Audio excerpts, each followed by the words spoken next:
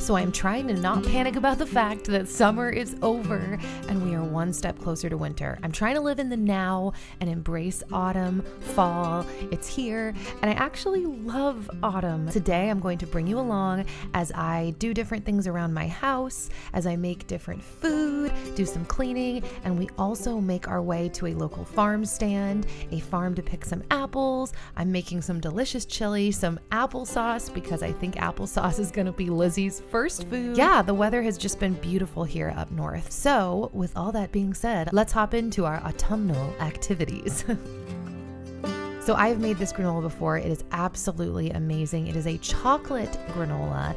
And today I decided to also add not only cashews, but sprouted pumpkin seeds. I will have the recipe down below in the info box. It's a very basic but extremely delicious recipe. To be honest, it kind of reminds me, I think I've only had this like once in my life, but like a Count Dracula or Chocula cereal. It's got a real cereal vibe, which is actually how I first came across wanting to make this granola. I was craving a chocolate cereal, and this is what I ended up trying, and it honestly hit the spot perfectly. One tip I will give to give it really that cereal vibe is you're going to want to bake it for a very long time. So I started off by mixing all of my ingredients, wet and dry ingredients, into the bowl. And when you mix everything together, you want it to be really evenly coated. So you're going to want to massage it and really just make sure you keep stirring until everything is soaked into all of the ingredients. Now, like I was saying, when we bake it, you're baking it low and slow. And part of the way that you can tell kind of when you want it to be done or when it's ready is you can take out little bits at a time while it's baking and drop them onto a glass plate, and you're listening for it to essentially sound like it's hitting glass. I'm not doing a very good job describing this, but you're listening for the sound, but also you can let the little bits cool and then try it to see if it's at your desired crunch level. So once I was done mixing, as you can see, I just spread everything out across my pan on parchment paper. I believe I had the oven set at around 200 degrees, and you're going to let it bake for anywhere from 1 to 2.5 hours, depending on your preference. And I believe on this day, I literally let this stuff bake for 2.5 hours. But like I said, don't just put it in and leave it unattended. You want to keep checking it as it's baking. So once I had my granola in the oven, I decided it was time not only to water my plants, but it was time to fertilize them. I get lots of comments from people both online and in real life about how good my plants look. And honestly, I think the reason they look so good is because I take the time to fertilize them. I do this maybe once a month, every 6 weeks or so. So I'm watering my plants every few days, maybe once a week, but I make sure to fertilize them as well regularly. I haven't actually changed them out of their pots or even taken them down from where they've been hanging since we've moved in here. And I think the only reason I've been able to get away with it is because I fertilize. So this fertilizer I've really enjoyed. I've been using it for a couple of years now, so I'll link that down below as well.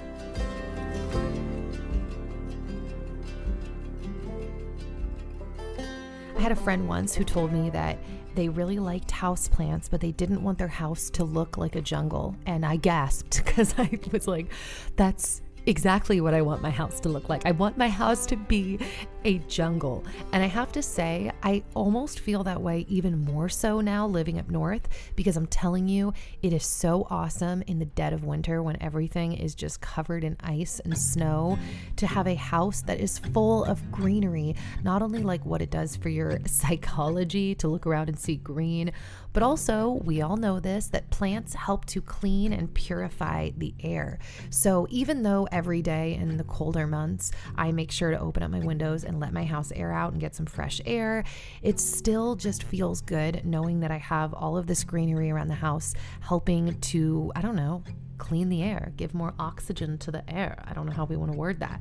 But honestly, I would like double the amount of plants. I'm hoping to keep acquiring plants. I have specific places in my mind where I want to put them, and we haven't even finished setting up all of our rooms. By the way, I did take my granola out at this point to toss it. That's something else I forgot to mention. So not only are you checking on the doneness of the granola, but it's a good thing to also toss the granola so that it can really get cooked and baked all the way around. So yeah, as I was saying, we're not even done with our house, like not even close. I know I've mentioned this recently, but it'll be exciting to be able to hopefully keep moving forward on house projects in this next year. I knew we were going to be making our way to a farm stand later that day because I wanted to make a big batch of chili, which I feel like you guys have seen me make many times, but I haven't actually made chili in like a month.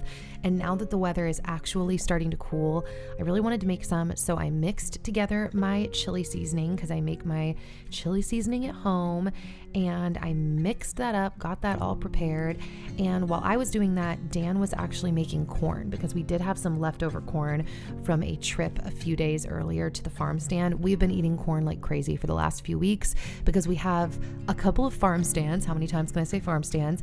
Within biking distance of us, and they sell the most incredible corn. So Dan has really mastered making this like Mexican corn, and it's so good. So he was making that, absolutely delicious, chef's kiss. Don't judge us for using the tahini, it's so good.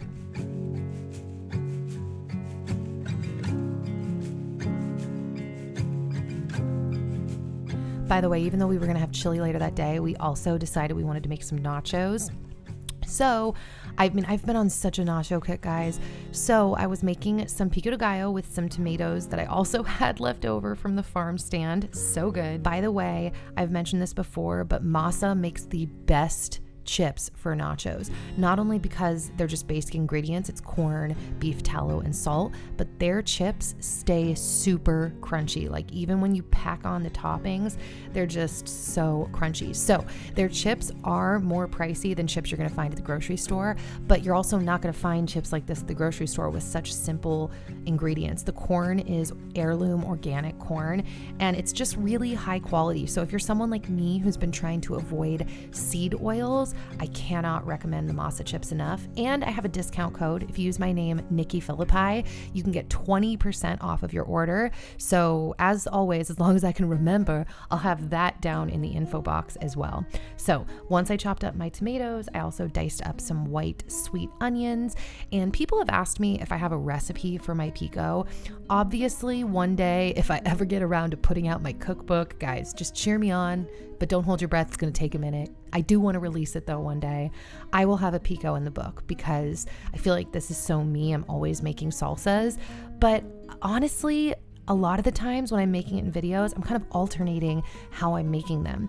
So on this day, and I didn't really have specific proportions, I cut up like a tomato and a half and like a handful of cilantro and maybe a third of an onion. And then I diced up one green jalapeno pepper into just little pieces to throw into the mix as well. I alternate between lemon or lime depending on what I have on hand that day.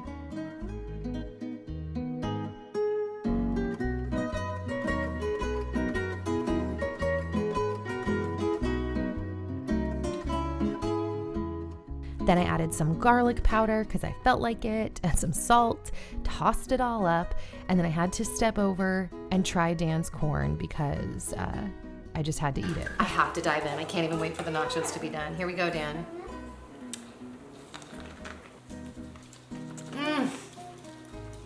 There we go. So good.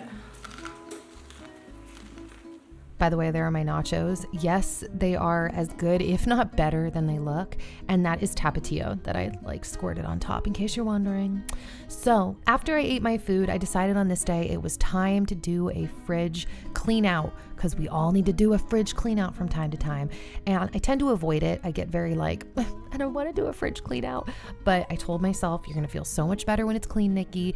And one thing that's really nice about having chickens is you never have to feel bad about getting rid of food, because I don't basically have to ever get rid of food anymore, because anything that's on the edge, like I'm not comfortable eating, but isn't exactly bad, we pass on to the chickens, and then the chickens pass it back on to us. It's so awesome. And our eggs, by the way, from our chickens, the yolk is so deep orange and beautiful. So I feel like they're just very healthy, and I love being able to add all of this food to their diet as well. Okay, so at this point, it was time to sweep my floors. They really, really needed it. And so I just did a quick sweep.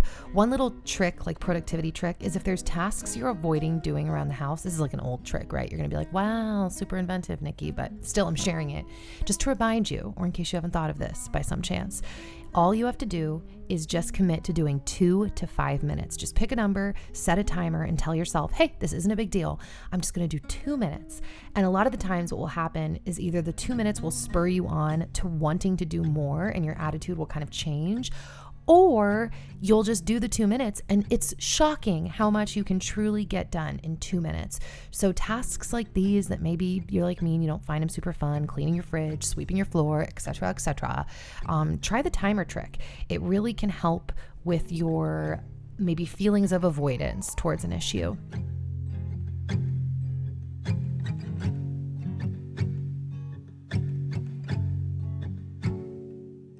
I'm jumping into this video to give a shout out to today's sponsor, and that is Bioptimizers. I actually just had a really delicious burger for lunch, and so I took 2 of my mass zymes from Bioptimizers, and these are not only great to help your food be properly digested, break it all down, make your tummy feel good, but more importantly, and the reason why I take them is because this stuff supposedly helps to increase your protein absorption by like a lot. I don't remember the exact number, but I am particularly focused on protein consumption lately. I'm trying to increase my muscle tone, build up my muscles. So that is why I've been taking this. And then the supplement that I've been taking for the last 1.5 years is called Magnesium Breakthrough. You guys have probably heard me talk about it at this point, but this magnesium is like a superior magnesium to pretty much all other magnesiums on the market because it is a blend of 7 different types of magnesium. And that's something that I feel like doesn't get enough attention or coverage when people get into magnesium, is that picking a magnesium for your health is really important, like what type you're going to take, because different magnesiums do different things within your body. So by taking Magnesium Breakthrough, you are upping the likelihood of your body being able to not only absorb the magnesium properly, but use it to help with all of the different functions in your body that need magnesium, if that makes sense. So I love this stuff. Like I said, I've been taking it for about 1.5 years. It helps so much with just peaceful, deep, restful sleep. It also helps with taking like the edge off in terms of like anxiety and stress. And I mentioned this before too, but as long as I kept my magnesium stores up and I took a pill daily when I was pregnant, this time around I had 0 restless leg syndrome when I was pregnant. Did I already say that? If you use my code Nikki10, you can save 10% off of your purchase at bioptimizers.com. By the way, you can use my code as many times as you want. You could use it every month to place an order, but if you subscribe to like a subscription, a reorder, my code does not work there. I obviously don't receive commission for that, but you can use my code as many times as you want. So we'll have it right there, and back to the video. So at this point, we made our way out and over to the farm stand. It was such a beautiful day, and I'm obsessed with our little farm stand. So we picked up our veggies for our chili, and then when I got home, I threw some bacon in the oven. This is my little loot bag of produce. So I think I've mentioned this before, but chili is actually the easiest way for me to get protein in. Like of all of the meals, all of the protein-rich meals, for whatever reason, chili just goes down the easiest.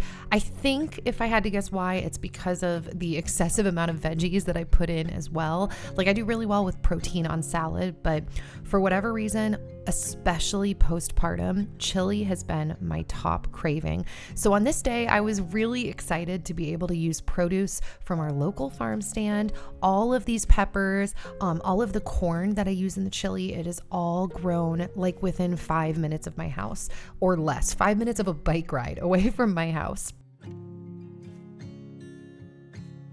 So I started off by chopping them up, and the bell peppers are, well, it's a mix of bell peppers, whatever those yellow peppers are called, and then poblano peppers as well. I also got 1 yellow squash that I diced up to put into the mix as well.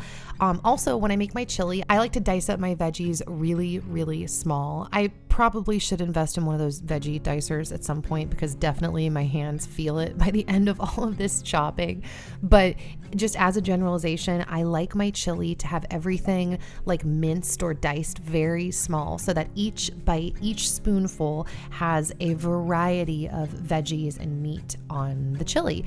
This chili is a variation, by the way, of DOWNSHIFTOLOGY's chili. I do not follow her recipe to a T like at all, but her chili is always my jumping off point. I always end up adding like a little bit more of different spices that she has in the mix, way more veggies, including a variety of veggies.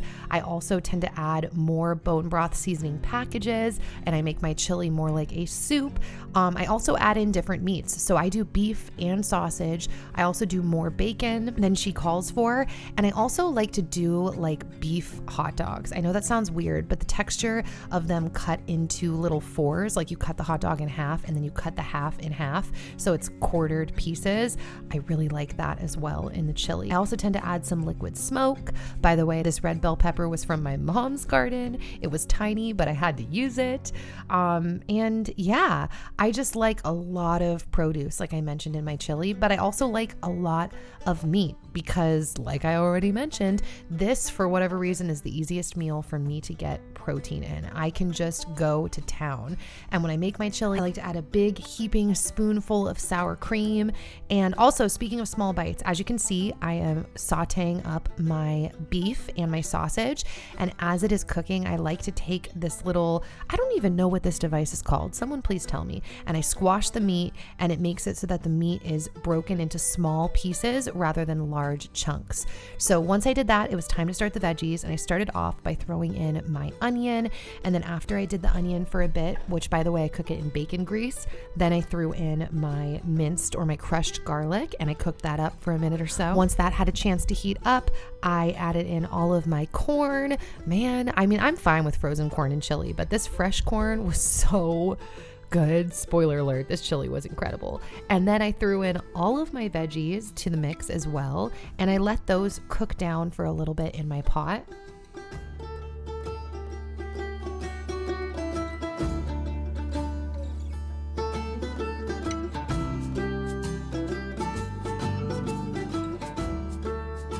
Once those started to cook down, then I added in all of my meat that I had already cooked. This is kind of what's different from her recipe as well. I do it all kind of in a different order and in different pans because I make such a large amount, because I go so hard on the chili, guys. I eat so much of it. I like to make a massive batch. And going into fall, I mean, I've liked chili all summer. Like I said, it's been my postpartum craving, but especially going into fall, I'm excited to be whipping back out the chilies very regularly again. So then I threw in all of my seasoning for the chili, and I stirred that up and let that get hot with the pan. And then I added in an entire can of tomato paste. Her recipe, I don't think, calls for the whole can, but because I just in general am making a larger batch / I really like tomato paste, I throw in the entire can.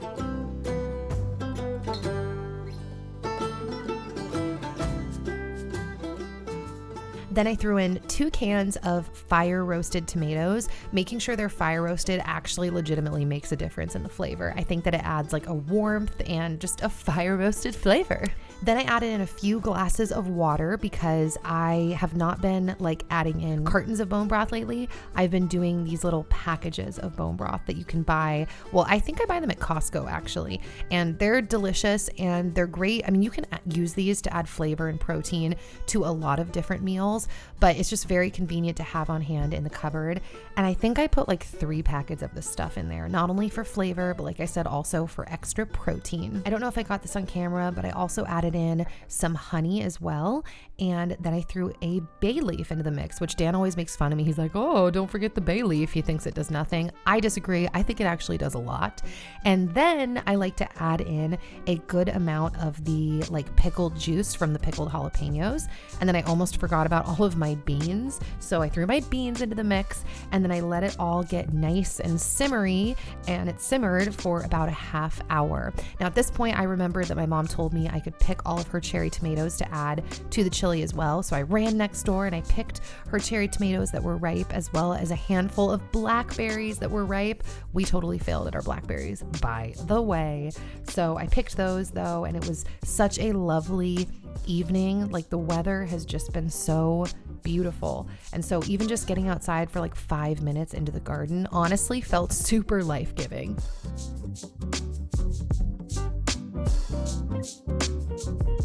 And I just proceeded to throw the cherry tomatoes whole into the chili because I knew I was going to simmer the chili long enough so that the cherry tomatoes would essentially break down and become, nice and squishy in the soup or the chili, whatever.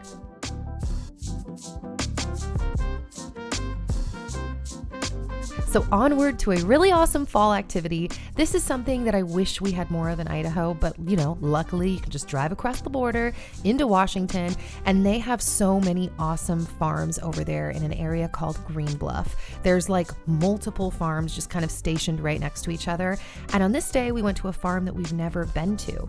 It was really cool. By the way, there's my outfit. Wow, styling. It was really cool because we've never been to this farm, like I said, and it's a smaller farm that was super diverse. Like they had so many different kinds of crops, different types of flowers. They had grapes, raspberries, golden raspberries, plums, like a ton of different apple trees, all different kinds of varieties.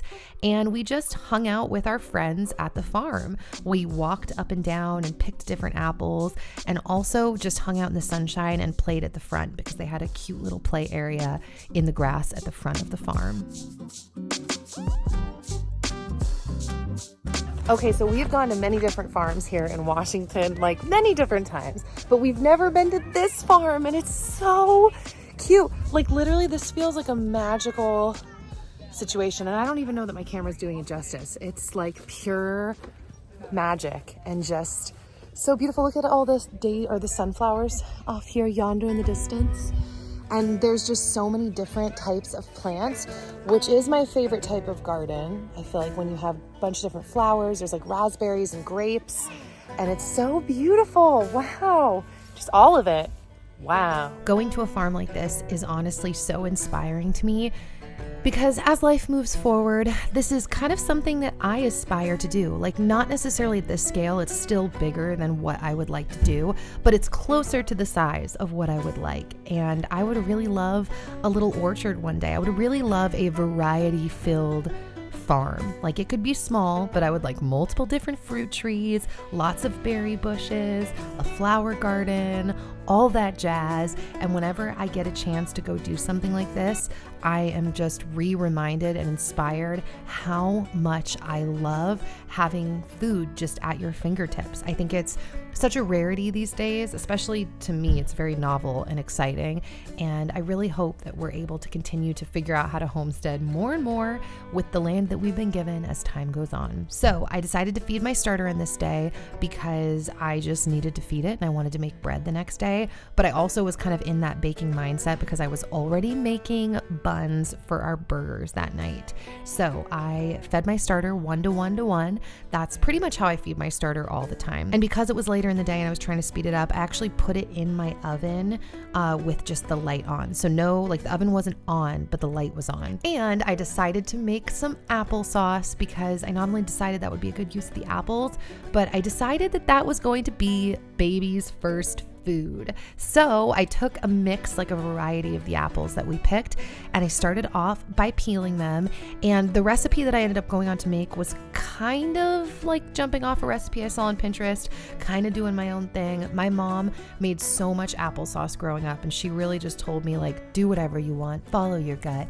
But I did still watch a couple of videos, and basically they all had some commonalities. You peel your apples, you chop them up, you put a little water in the mix. My mom does not add like any of the flavoring till after the apples have been, I don't know what you would call it, like steamed or cooked and mashed. But I ended up doing all of the seasoning at the beginning. As you'll see, seasoning is not the right word. The flavoring, the sugar, although I used honey, the lemon juice, the cinnamon. I did it at the beginning and it was great. I think it turned out so delicious and not too cinnamony. I was a little bit worried, but the cinnamon was just right. So I'm kind of jumping ahead, like I said, but peeled all the apples, diced them up small, and I had a pot with some water going, just starting to warm up for me to put the apples into. It was a small amount of water, like maybe 1 cup, a little less. Fun fact, applesauce is one of the few things that I could more easily eat when I was pregnant and sick with Lizzie. My mom would make it for me to help me actually go to the bathroom, which I know there's a lot of debate on that. Some people think applesauce constipates you. Is this gross? I probably shouldn't be talking about this, but I'm gonna keep doing it anyways. But for me, applesauce was kind of an easier food to keep down, and it helped keep me regulated and feeling fed. So I don't know, I have like a long history with applesauce from my childhood and in my pregnancy, and all of these apples, these different varieties, smelled amazing. So like I said, I put it in the pot, then I squeezed in a bunch of this honey that I got from Costco. I know there's a lot of debate on babies having honey. I think that it's fine personally for me and my baby. Then I squeezed in a bunch of lemon juice. I added some salt because anything that I ever make that's sweet, I gotta add a lot of salt too, because I feel like that helps make it just taste even better. And then I added in like half a teaspoon of cinnamon, maybe a little less. And then I stirred all of that together and I let it get nice and hot. I put the lid on and it simmered on like medium low for maybe 15-20 minutes or so. I just kept checking on it intermittently, and once the apples were tender enough to push down with a fork, I used an immersion blender and I blended up the applesauce. Now, I personally would maybe like my applesauce a little bit chunky, but because I was also going to be giving some to baby, I wanted to make it extra smooth. Now, looking back, I could have left it chunky because there would have been some smooth parts, and she has tried it and she liked it, but she's only eating a tiny, tiny amount because she's just starting to eat.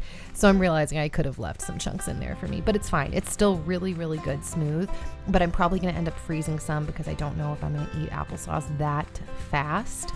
But yeah, it was delicious and such a fun fall activity. I love being able to harvest your own food and turn it into something. It feels so satisfying and, of course, extra delicious.